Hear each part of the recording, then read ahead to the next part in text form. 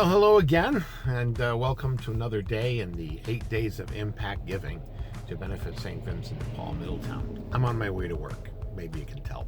I'm about to turn onto Main Street, and then we're going to take a trip together to the Amazing Grace Food Pantry. I'm going to show you the way that I go in order to avoid that traffic jam that's always at the bottom of the Portland Bridge. And on the way, I'd like you to take a look at the Liberty Commons building, which is at the corner of Liberty and Washington Street. I'll show you a picture in a moment. It's a really interesting building, a lot of history to it. The Aragoni family owned it since 1914. They, two brothers were prominent contractors, actually, during the Depression.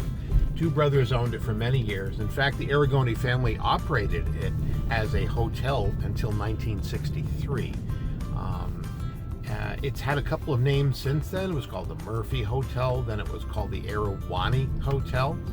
And in 1995, something really amazing happened. Middletown was the site of the first supportive housing project in the state of Connecticut in an effort to battle homelessness. Yeah, I'm turning on Liberty Street right now. And the building right now, since 1995, has housed a number. Good morning. I always have to wave to the guests down there. The building housed about 60 apartments for persons that would normally be found on the streets in Middletown homeless. These are individuals with either disabilities, physical handicaps, mental handicaps, some sort of disability. And the community as a whole has found it very beneficial to the community, to the individuals and to the community, to house these individuals and to give them a case manager. And this is where St. Vincent de Paul comes in. They get a case manager to help them with some of the routines of life that you and I might take for granted that they find particularly difficult.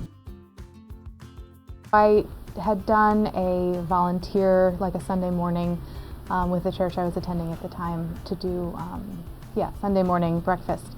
And afterwards I was so, I guess, enthralled with the place and the message of the meeting needs and offering hope and just kind of what they were doing in the community that I had the courage to email the executive director and asked him for a job.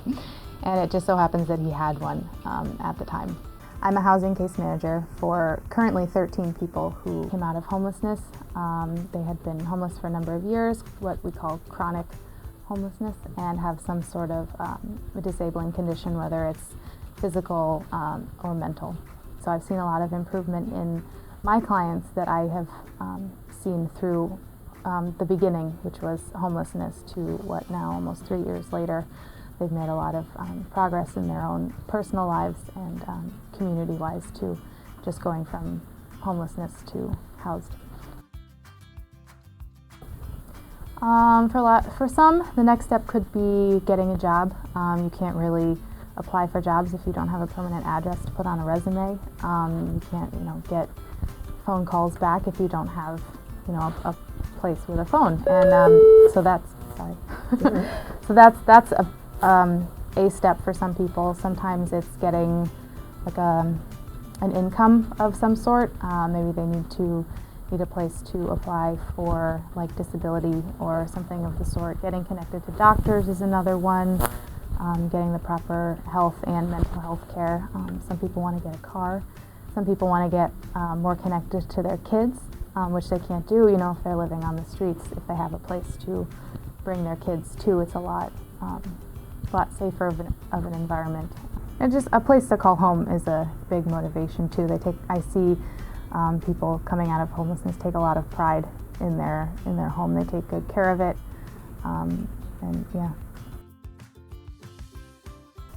Yeah, I am. Like I said before, I have seen a lot of progress in my own individual clients, and among the, I think, 37 that we have between the three of us up here, we've seen a lot of progress and just the improvement in the lives of people when they come out of homelessness and into housing. It's pretty drastic, and I would feel like that's something that would definitely need to continue.